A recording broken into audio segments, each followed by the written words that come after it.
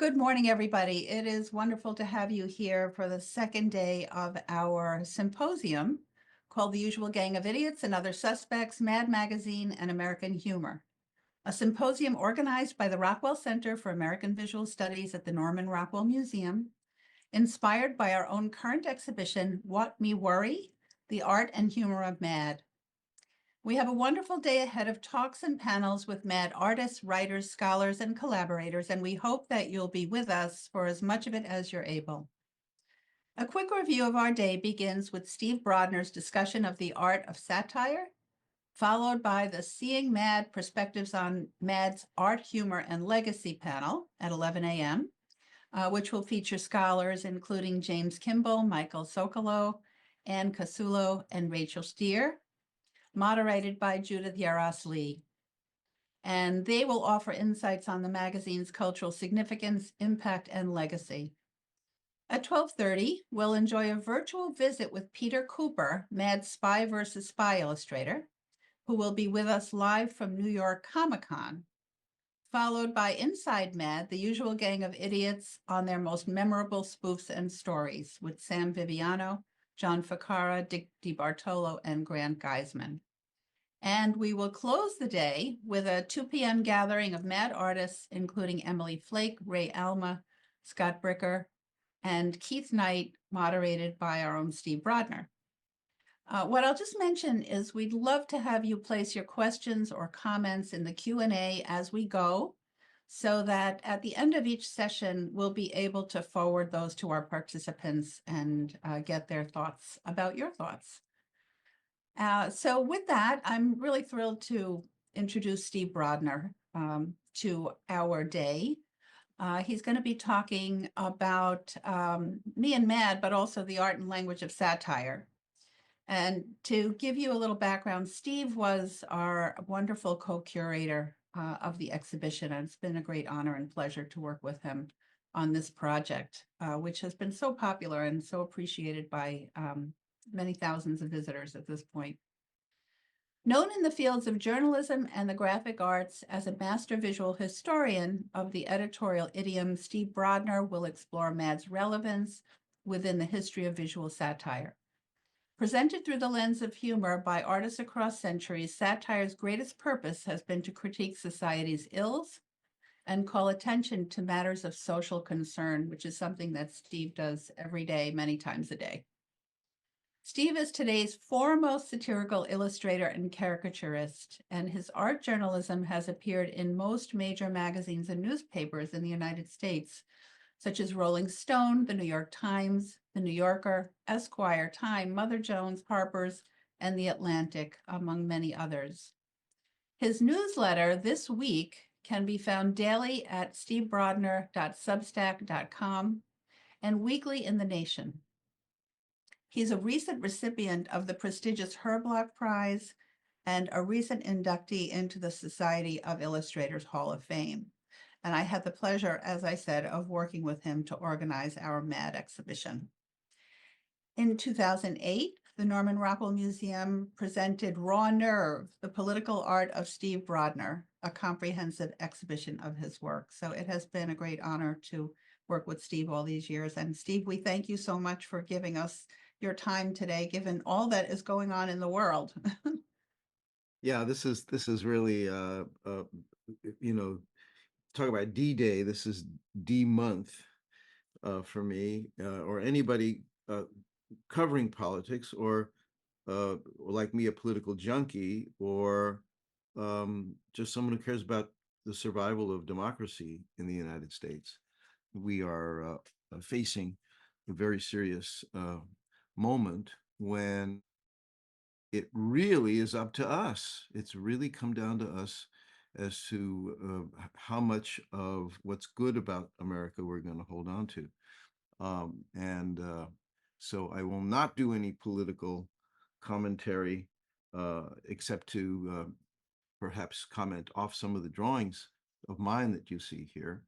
But you're not going to see too many of mine. You'll see mostly drawings by people who've influenced me. And I'm just one artist. MAD has hundreds of artists and writers over the years, going back 70 years or so, more. And um, I I think any one of these artists can do a slideshow like this, where he or she or they can give you a strong lineage, uh, a kind of a root system of how their work came about. So I'm going to give you mine, and I think that really everybody can relate to the idea uh, of being young and being very susceptible to things that excite you and make you think about maybe being like that person or doing that kind of work in any field that you're in. If you're in performing arts, if you are in the sciences, you may be inspired by some great writer or science luminary.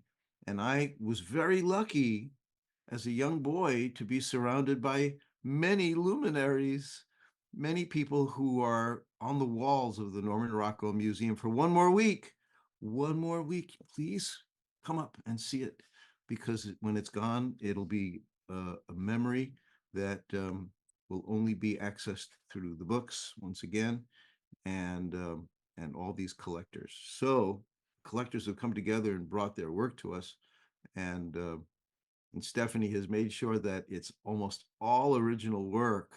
It's not reproductions. As I said to Stephanie once, let's, not worry about this. Let's do a big blow up of such and such. She says, no, we need originals here.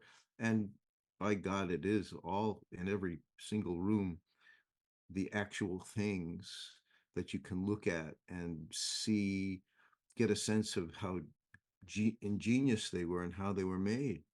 So I'm going to share my screen and do my talk. And I hope you like some of these ideas. I hope you find it stimulating, because this is really, that's what this is about. It is about stimulation in terms of um, my career.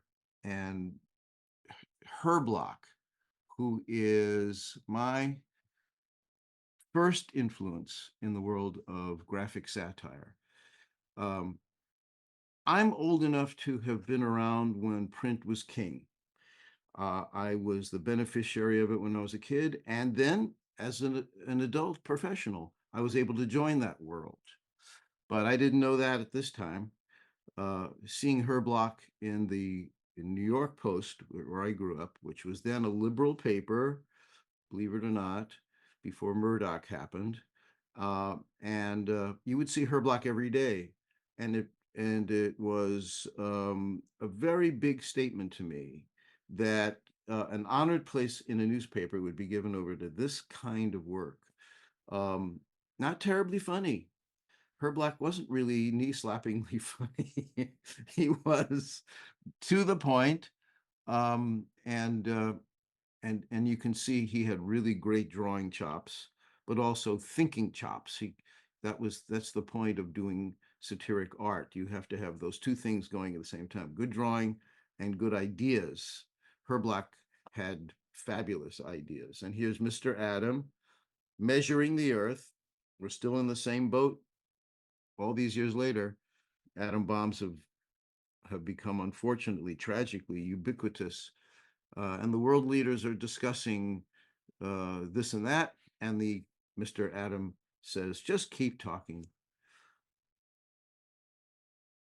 Soon Mad came into my life, and in addition to satirizing TV and movies and other ideas, you would see people like Mort Drucker doing covers for Mad. I don't know if he did the Alfred E. Newman portrait here, but he certainly did all the line drawings of the politicians, his wonderful drawings. I believe this would have had to have been a campaign 68. LBJ was still in contention, still thought of as a possible, as the front runner for the Democrats. McCarthy, Reagan, Wallace Rockwell, Humphrey Nixon, and of course, Alfred E. Neuman. Um, to a little kid, and I was 10 years old in 1964, um, it said to me and to us, hey, kid, this is approachable. This is not just the purview of adults who are watching, Huntley Brinkley and understand much more than you do. You can understand this too.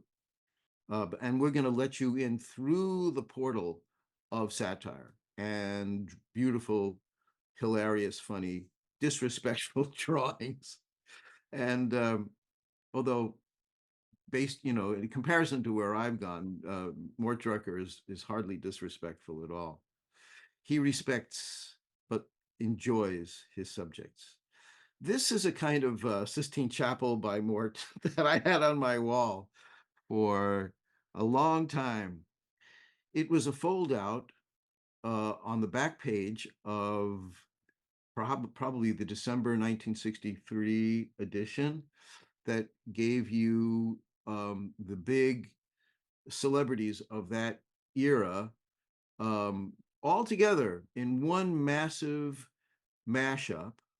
Uh, and I really have done things like this, but not in this kind of whimsical, lighthearted way.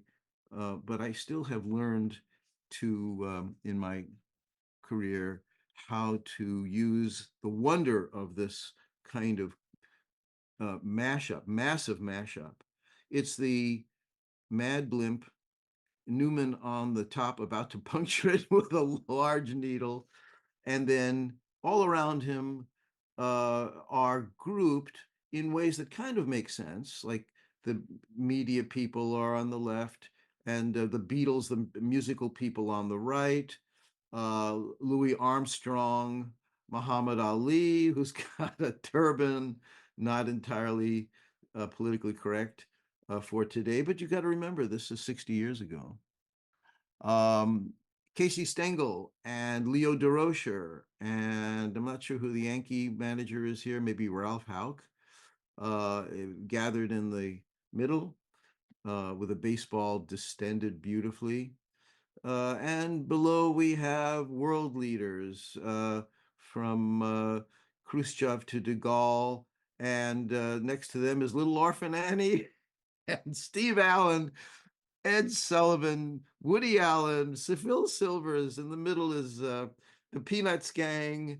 There's Pogo. He's paying tribute to all his friends, Liz and Dick. And then on the left-hand side, Nelson Rockefeller and Martin Luther King Jr. And hanging off the right side are the Rat Pack. And I think it's Doris Day wondering what she's doing there with them. I looked at this all year, and if I could get my hands on an even bigger one, I would hang it up again. Not long after, I am a college student, and I am going to Cooper Union, and near Cooper, not far from it, is the Strand bookstore. In fact, at that time, there was a string of bookstores on Fourth Avenue, and you would go from one to the other, and discover all kinds of things, prints, art books. And I urge students today, find a bookstore. Bookstores are coming back, thank goodness. Find a used bookstore in your neighborhood, in your town, wherever you live. In New York, go to the Strand, and you will find a richness of art books, and you can just marinate in them. Even if you don't buy the book, and they're cheaper there, the used ones, you can just, spend all the time flipping through and learning about artists, and actually come back later and buy that Heinrich Klei Dover book that everybody else had, and things that you don't expect. Maybe you'll find some Mad books. Maybe you'll find my book. And so through Strand, I found out all about, and all these bookstores, found out about Thomas Nast, found out about Daumier, found out about Goya. These were my teachers, and they still are. George Gross teaches about how to state things simply. I'm sorry for the low res reproduction here, the best I could do right now. on this one. I wanted to show you this one because of line weight. The power of the line weight is miraculously giving us a sense of color, giving us a sense of tone. He was a singular artist. There are very few who understood how important line weight is, how you go from a very fine line to a very heavy line, and why. I can absolutely see the color of that year as red. And then look at those boxes, those matchbooks on the table. They are, or cigarette cases, whatever they are very strong statements of ruled lines next to the, or very organic lines elsewhere. Basil Wolverton was also a big influence. He was the one mad artist who, I'm sorry again for the low res, the one mad artist who really pushed as far as you could go into the direction of absurd, grotesque exaggeration. He had his era in Mad, and it was the early era, but um, powerful and impressive and influential it was. For me, I did not move in that direction.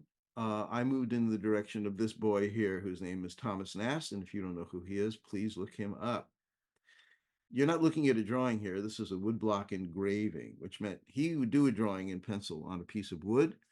And this is in the days before the photo engraving process was invented. So we're talking about the 1870s. After he would do the drawing, the skilled craftsman would come and carve out all these areas around the lines. So everything that you see that's white is carved out. And that was then put on press. Any edition of Harper's Weekly you had was an original engraving uh, for just, I don't know, 25 cents.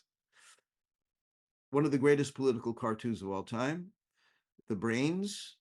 Boss Tweed was the political boss of Tammany Hall in New York, and Nast was able to get his face by just slightly manipulating the dollar sign on a bag of money that was also the exact shape of Tweed's head. Um, Hard to believe anybody could pull this off, let alone on a piece of wood. Another master of line weight is Ralph Steadman. To jump ahead 100 years from Nast, look at how he combines, this is from Fear and Loathing in Las Vegas, his masterpiece with Hunter Thompson. And these are lizards in the lounge, the lizard lounge. And he combines a really vomitous, disgusting line with geometric shapes like the eyes. He would use uh, architectural or engineering tools or compasses or whatever he had to do to achieve those concentric circles that are perfect. So he's always giving you that, the perfect line crashing into the human mess. And that's a metaphor for everything. Um, Ed Sorel's still with us, and over the years has become a good friend. This is one of his very strongest pieces. Well, that's saying a lot because he has a career of strong pieces. Greatest living caricaturist, in my view, right now. The praise, pass the Lord and praise the ammunition. And this is a drawing critical of Cardinal Spellman in New York, who, though a man of the cloth, uh, proselytizing for the Prince of Peace, was a strong promoter of the war in Vietnam. So Ed was merciless, as he quite often is. Ed's friend and my occasional acquaintance, for which I'm very grateful, David Levine. I think he was the greatest caricaturist America ever produced. And I was privileged to know him a little bit. He did many powerful, dynamic unforgettable caricatures, not just of politicians, but also of literary figures in the New York Review of Books. This is his most famous caricature of Lyndon Johnson. Johnson had lifted up his shirt for the media to show his his recent gallbladder operation. That's the kind of crude fellow he was. Uh, Levine saw that photo and said, "Okay, let's take that picture and just alter it a little bit." And that's, just like what David did, what Thomas Nast did with the bag of money, just a slight little alteration, and you flip the whole story. So here Johnson's got the map of Vietnam on his abdomen instead of that scar. This picture has, for 70 years, 60 years, been um, it has become the symbol of the Lyndon Johnson Vietnam experience, and how fitting. Here I am with another hero of mine, Al Hirschfeld. Believe it or not, that is me 50 years ago, almost exactly, receiving an award. Hirschfeld was another big influence, and for the reasons I mentioned about action, motion, lyricism, line. I tried to put all that in my pictures, and I showed him my work, and he said, "I don't see any influence at all," because I was young and crude, but I was in there pitching. Uh, I even learned how to dress well later. Anyway, I'd wear that jacket again if I could have hair. Anyhow, uh, here's the way I drew at that time. This is the sort of thing I would show to Hirschfeld. He was very nice. I don't mean to paint him out as not being nice. He was super nice. Invited me to his home. He and Dolly received me, and I got to spend an afternoon with him in his studio, with him sitting at the barber chair, and it was magic, and I'll never forget it.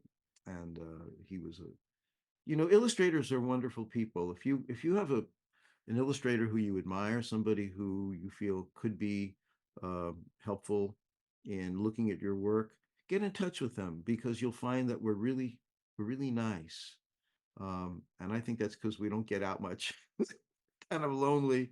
We're stuck indoors, and somebody comes to call, and it's nice to see another human being before you have to go back into the little dream world where you must be isolated. It is necessarily solitary work. This is a contemporary Richard Nixon. As soon as I got a job outside of after I graduated Cooper Union, uh, I worked for a newspaper in New Jersey called the Hudson Dispatch, which was a terrible little paper, but it's a good place to start, and it's a good place to leave. And but here is Gerald Ford, after he announced his pardon for Nixon. He's getting Watergate behind him, and he sure did. He lost to Carter. But here's my response to Hirschfeld. Uh, when it came time to do a piece that needed this kind of lyricism, I did it. Uh, Paul Simon, who probably is a forgotten politician now, uh, dancing at a party with a lampshade on his head, simply because we wanted to show him in that article that he was not as boring a fellow as he came across. Uh, this is scratchboard using a toothbrush to achieve a sense of tone. Another great person with line who I can never, no one has ever touched him in what he does, is Gluyas Williams, Gluyas Williams, famous in the New Yorker, doing full page and smaller panels. I think he had a newspaper column, and he also worked for all the other magazines that took cartoons at that time, which would include Collier's, Saturday Evening Post, and others. Here he achieves everything with line. There's just a little bit of grayscale. Uh, uh, uh, I think as a Bendé uh, pattern that he would strip into some of the figures, but it's a symphony in line. black and white. Coney Island, circa 1930, perhaps, and The World in Wax, Speed Thrill, Beer Ale, Play Poker. It would have to be after, if it's beer and ale, it's after 1930. And look at all the architecture of Coney Island at that time. He gets it all with just the simplest but most controlled line.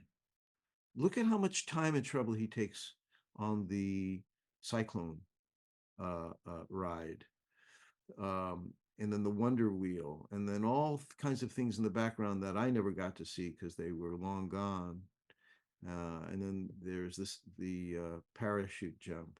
But he cares about the people, and there isn't one person he's not paying attention to and giving you a big story about. This, like the Mort Drucker piece earlier, I would love to have blown up on my wall and look at all the time.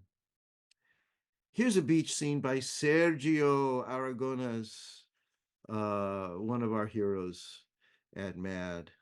And the last of the original Gang of Idiots, who's still with us, though we haven't been able to see him in town, in Stockbridge, for the show. I understand he does not travel very much, but is alive and well in LA area and still working as far as I know. Silent humor from Sergio for 70 years. And he was, when I was a MAD reader, absolutely one of my favorites. You bought the magazine for these people. And one of them was Don Martin, who was billed as MAD's maddest artist. I want to point out the title of this, which is Scenes We'd Like to See. MAD was famous for that line. It's very important because it became a rule book or a guideline for me to be able to do humor. All right, we have a set of circumstances and any kind of a thing you want to comment on. And then if you can just simply remember scenes we'd like to see, what is the logical next step that we didn't get to see in this movie or in this fairy tale, right? And I'm doing that every day, you know? If you see my Substack, you'll see me doing this practically every day.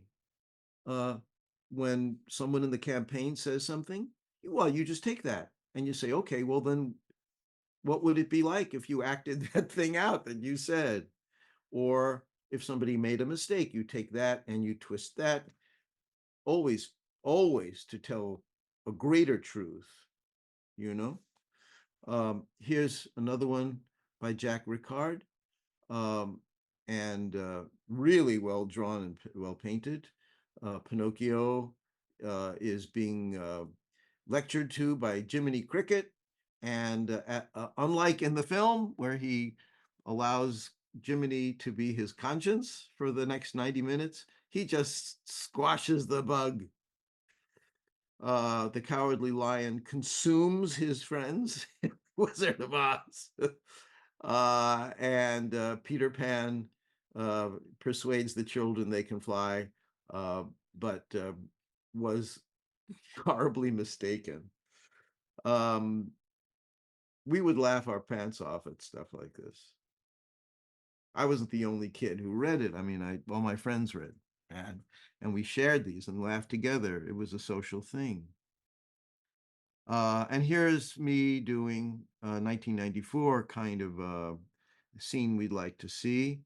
The Disney company wanted to buy the Manassas battlefield in Virginia, and they wound up being blocked from it. But before that happened, I was doing this cartoon every day, every week, called Tomorrow's News Tonight. And well, what else would Disney do? You know, can Disney build on Auschwitz or Jonestown or somewhere in Cambodia or Watergate, where we trivialize those issues, those devastatingly important historical places, and I did it all in good fun, of course. Um, Here's a caricature I've done that I did for the New York Times of George H.W. Bush and his struggles with the English language. And I bring this up to talk about how Bush and other politicians became the unlucky recipients of Alfred E. Newman portrayals. Um, I think this is by C.F. Payne for Esquire magazine. So here he becomes Alfred E. Newman. Here his son becomes Alfred E. Newman by the great Brian Stauffer, who is one of my favorite illustrators working today. And instead of what me worry, it's worry for the nation uh, in, I guess, 2000 or 2001. He works in a kind of a collage, very rich colored, highly saturated colored renderings using collage and other means of achieving images. It's quite good. But it all comes down to an experiment in what you might call human experiments, where an artist takes things, mashes faces together and situations together and gets something new. And the master of that was Al Jaffe, who I also got to know a little bit. A darling man, as they say in Ireland. He was a very gracious artist and human being, and was in the very beginning of my career very helpful. Um, and then at the end, always kind of a friendly voice that was sharing uh, thoughts and ideas, not just with me, but with many artists. This is what his fold-ins looked like. I'm sorry again for the low res. Um, Quite often you could not tell what it would turn into. You tried to figure it out before you folded the page, but then you folded the page and it totally made sense. Okay, so uh, I can't read it exactly, but it's what is the perhaps uh, the result of conflict and battle, and it's the campaign trail. I was inspired by that to create a book after a series in Esquire that I did called Fold and Tuck.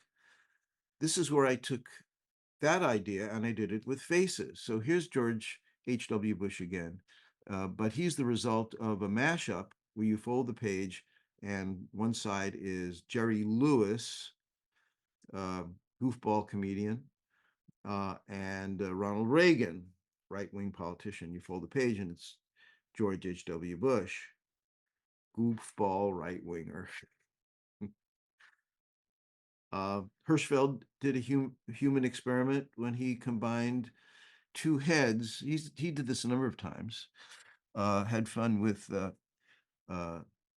Jimmy Savile and Teddy Hart, who were both on Broadway in the same era.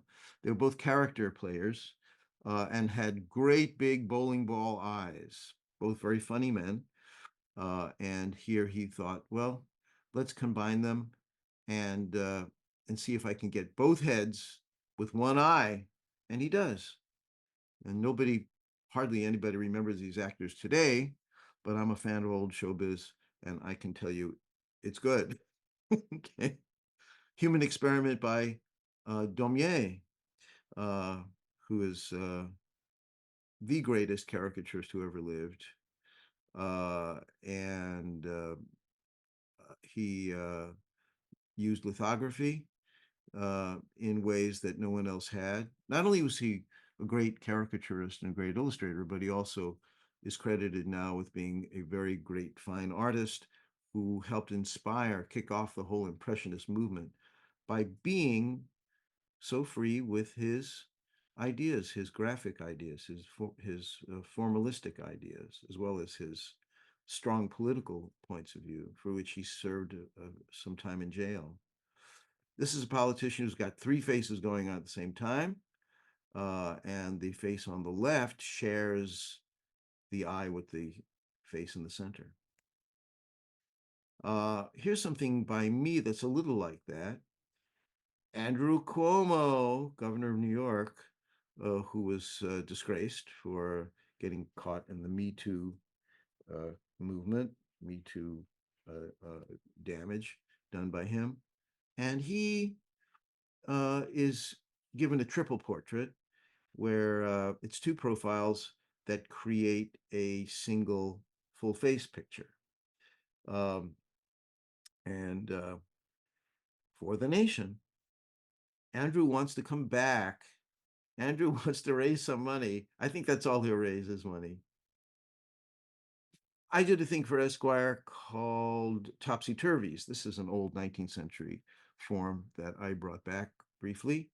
And to see if it's possible to do a single drawing that you can, when you turn the magazine upside down, you get another head. So that's what I shot for. Helmut Kohl was the German prime minister at the time of the reunification of Germany.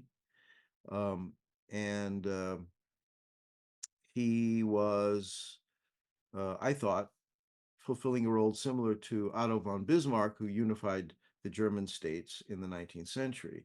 So it's the same drawing, just this is Kohl, this is Bismarck. Much more difficult to do these than fold and tuck, I'll tell you.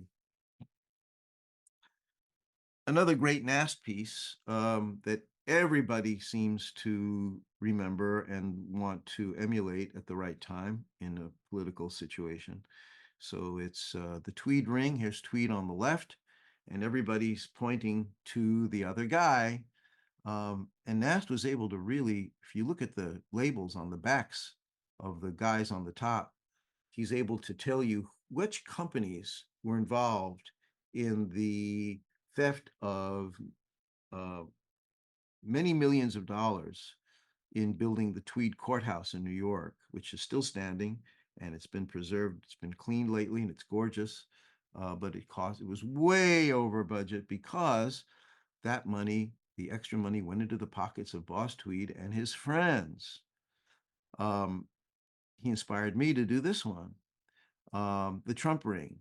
This was the time of the Mueller report, which the Justice Department was quickly weaponized to diminish and turn into a fraud and a lie and something that didn't go anywhere, when in fact they had him dead to rights. He was colluding with Russia, and there were a lot of Russians involved in enjoying that experience. Here, the Washington Post helped me by annotating this very heavily. I started off and then they picked it up and they finished the job. I had the Washington Post reporters, some very famous ones, helping me on this. It is our own Mueller report, issued before the Mueller report could come out. And I'm very proud of this piece. Actually, it may still hang in the Washington Post newsroom. But during COVID, nobody came to work, so they didn't see it. But here it is, forever and all time. Theatrical drawings.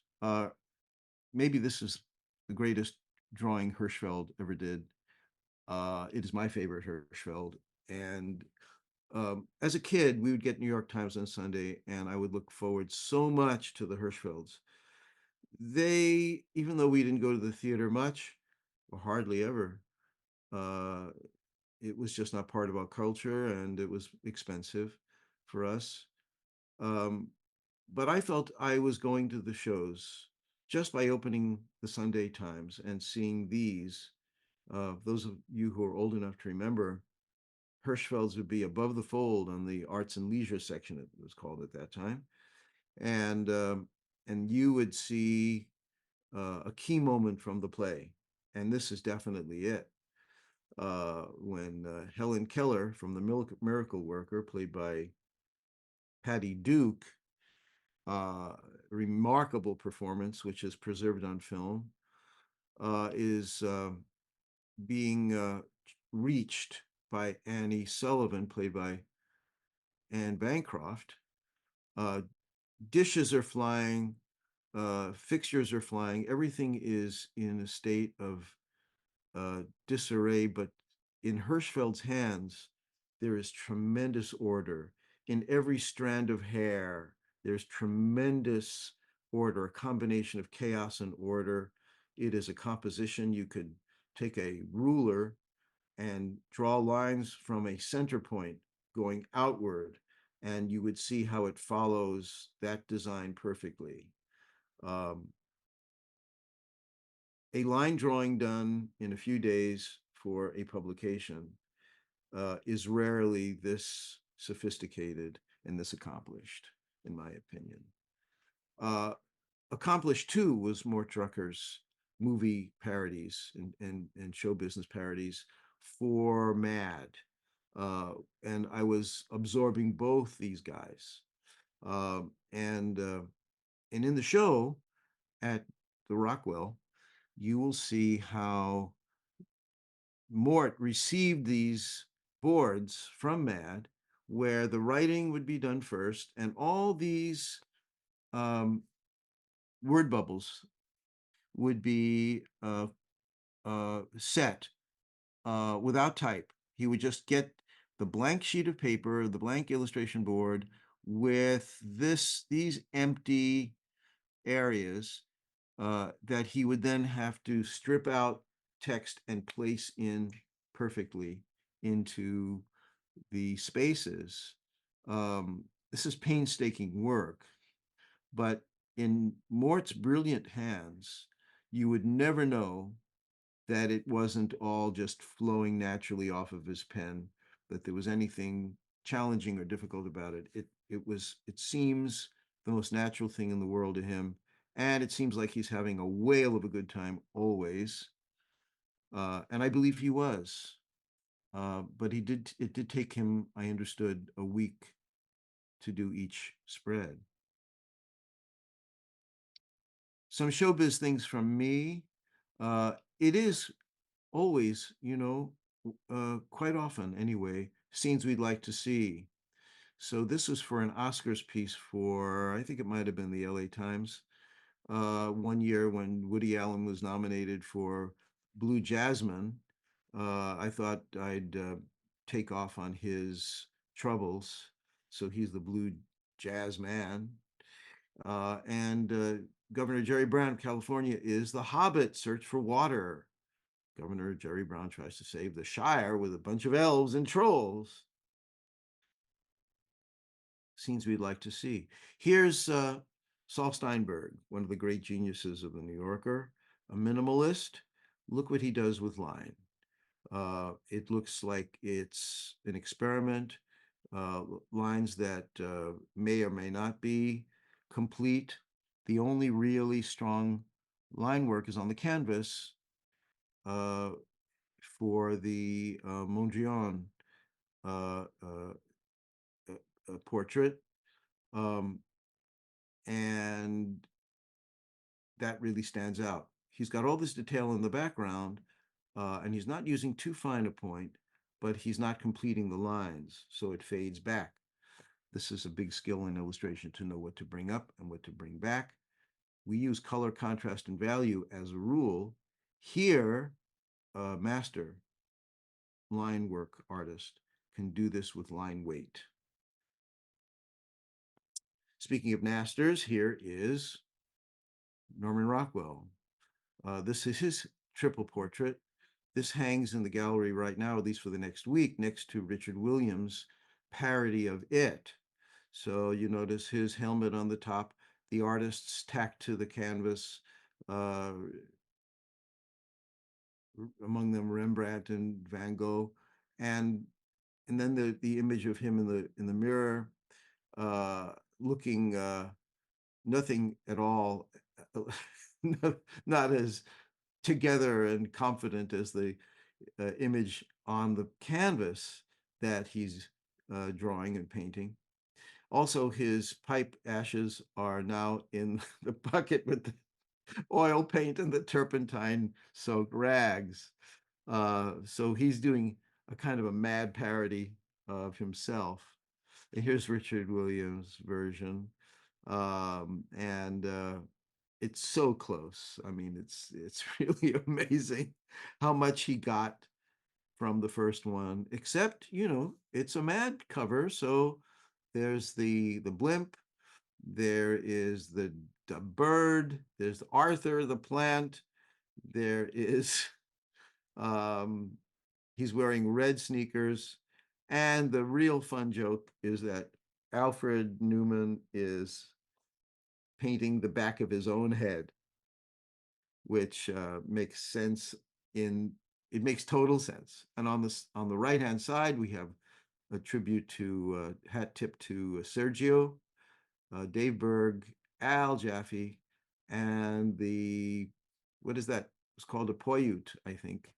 This impossible figure that was in the mid '60s everywhere in Mad, so much so that I would draw the little Poyut in my notebooks in school. And on the upper left, there's Rockwell himself, horrified and shocked at the whole thing. And I don't know who this guy is, but he was visiting the museum and saw these paintings. Don Martin's portrait of Mona Lisa. When you draw like Don Martin, you don't need too many ideas. You could just you could just do this and get away with it. Um, Heinrich Kley, who I mentioned earlier, bad reproduction, I'm sorry. But if you don't know his name and you don't know his work, Kley, get the Dover books and enjoy a master of line. Nobody used the vigorous line of Kley before or since quite like this. Um, Here's a man, poor man, being burdened by uh, capitalism and the church. Uh, he's a direct descendant of James Gilray, who, among many, many other things, gave us an indelible portrait of Napoleon, who is slicing all of Europe off to put on his plate. And this is the plum pudding in danger. Hundreds of cartoonists have done this since, as an homage and a tribute to Gilray, who was really the father of cartoons and caricatures in print, uh, just at the time when it became possible to have popular press. We're talking around 1800. And it reached a very high point just before the Nazis came in. This is the Weimar Republic as illustrated by George Gross's very good friend, uh, um, John Hartfield. That happens to me these days. I get it, but it's not always on schedule. John Hartfield, who was a great collagist, and shows Hitler made of money and coins, kind of a fluoroscope version of Hitler. Great political piece by Picasso, one of the greatest, most influential of all time, currently now permanently on view in Madrid. But when I grew up, it would be in New York. And it was held here until Franco was gone. And finally, Franco died. He's still seriously dead, as far as I know. And the arrangement was for it to go back. So back it went. And I've seen it here and I've seen it there. And yum, yum. I shouldn't say it that way because really it's about war. And anytime there is a big atrocity in the world, artists invariably do a rendering of Guernica. And I imagine you can think of ones today that qualify. G.I. Schmo by Wally Wood. This is how Mad would approach war. A different take entirely, but no less chaotic and frightening. But to us a very much an acceptable way of criticizing the government. James Montgomery Flagg's very famous "I Want You" for the U.S. Army poster for World War I recruitment. And here's mine for a cover for The Nation in the 90s or early aughts, I can't remember which, on the death penalty in the United States. Believe it or not, Cezanne was a big influence on me. There was a period of time where I tried to paint like Cezanne. I will not show you any paintings of mine, but I fell in love with his idea of creating patches of reality that can lift up and move around, be free of convention. Um, and he is the father of modern art, I believe. And I'm the father. I'm the father of this dog, basically. Here, um, he thinks of me that way, anyhow. But I did a kind of atomized uh, single image of all the candidates running in, what would this be, 88, I think, for Mother Jones. Uh, and Jesse Jackson in the middle. You'll see pieces of Bush and Dole, Jack Kemp, Gephardt, Pat Robertson, Schroeder, Paul Simon, Al Gore. Uh, that's enough. Goya's King Charles IV. For some reason, the royal family really loved this picture, and he didn't get his head chopped off for doing it, even though he's making a powerful comment if you know how to read it. And perhaps the royal family at that time in Spain was too stupid to read it properly. But I gave it my version when Trump was inaugurated. I don't think I would treat Trump this way today. I'm giving him kind of a traditional uh, illustration treatment, and he has proven to be something that is not usual in any way, because we've never had a fascist run for office nor elected. And there I said it. Um, but this is when I could draw cute, and he is kind of cute here, um, like a Stay Puft Marshmallow Man. Here's somebody who never drew cute. This is Marshall Arisman. Um, I put him in here to represent the great New York Times op-ed page that was very influential for many years in the 70s, giving us on a daily basis people like Sue Coe and Brad Holland and Marshall Arisman. And Marshall was particularly qualified to talk about violence in America, gun culture, and media, which he combines into this harrowing illustration. Brad Holland, who's still with us gloriously, uh, one of the greatest living illustrators or artists in the world, uh, is giving us, in the New York Times, I believe, a discussion of addiction. And he's really a direct descendant of Goya. So is Marshall, I think. Black and white, stark, and extremely shocking, brutally honest art. Kata Kolowitz, uh, from a person whose life spanned across two world wars, um, recently had a show at the Met that moved me so much that I actually had wipe away tears at many points in the piece, in the gallery, because these problems confronting humanity, starvation, deprivation caused by war, are still with us. and maybe more with us now than they were then, which always says to me, draw more, draw faster, do another one. This is a piece influenced by that Brad Holland drawing. This is Amadou Diallo, who was shot many, many times by New York City policemen, and he was unarmed. Sue Ko, who is also deeply unflinching, extremely brave, very courageous, powerful artist, um, was in those days a New York Times artist. Now works for other publications and galleries.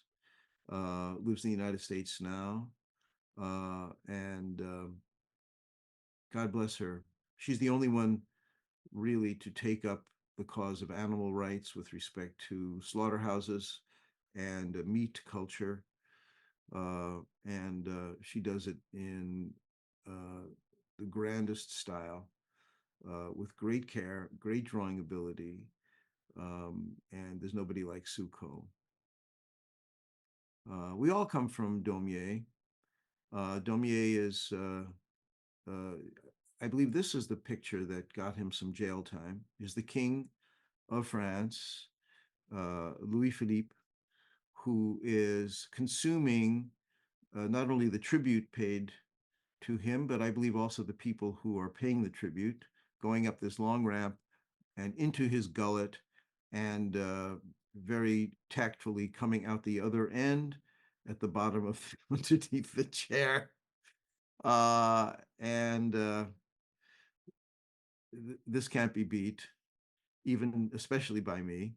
But I try, and here is Trump consuming one Republican after another, which I do believe is a trend that will continue in 2 weeks. At least that's my prayer. A piece of art is a prayer, you know? Henry Kissinger, before he departed this vale of tears, turned 100, and the nation and I celebrated the event by giving him a great big birthday cake with red icing. Happy birthday, Henry. And here's another person I'm a fan of, clearly, Rupert Murdoch. And I just thought that we could turn his wrinkles into storytelling opportunities. I put this on my Substack, and I put it out there to my friends. Please give me some suggestions for a title for it. And the great artist James McMullen won the contest because he named it A Wrinkle in Crime. It's better than the drawing. Here's a series of wanted posters for Los Angeles Times. Okay, so again, scenes we'd like to see. These are for Sins Against Climate. And also last year, Occupy Kevin for LA Times also. It is the congressmen, senators who are very closely aligned with those people who Trump calls patriots, who are in favor of overthrowing the government, basically, who believe QAnon and think that their great fate lies with people who are consumed with hate and prejudice and ignorance. And we name them. And they're coming out of Kevin McCarthy's mouth, his ears, his everywhere. I've continued this trend with a piece that I think is maybe my finest piece that I've ever done. I'm very proud of this because the Washington Post, again, went to bat for me by helping me with organizing it and making sure that this is all thoroughly fact-checked. These are all the politicians running right now to be reelected after having voted against certifying the election in 2020. In other words, they're in favor of democracy for the moment. But come January 6th, probably this time again, they will try to pull the same shtick. But I do think we will be ready for them because we know the act. We've seen it and we have their number. And here's a piece that's currently on the table. It is the Supreme Court is occupied by people who are interested in tearing it down. So let's make them vermin. Let's make them fleas and rats and termites. And that's it. Well, all I can say is, wow, thank you so much for that incredible presentation. Just sharing the lineage that you really have derived from, but you have created something so unique and special to you and so important to our world. It's everybody's art journey, Everybody's art journey is to take the things of their lives, the things that influence them, and to transform that in some kind of synthesis that will enable you to create something that is a reflection of the truth as it is, as it seems to you, and what's important to you, you know. So I would say that even though my drawings are caricatures and I'm making fun of people, these are important things to me. I'm saying things that I care about. Thank you, Steve. Thank you for such an inspirational presentation, for keeping the art of visual journalism going, which I know has lost many outlets, but you have always reinvented and invented your own approaches and outlets, and I think that has meant so much to everyone.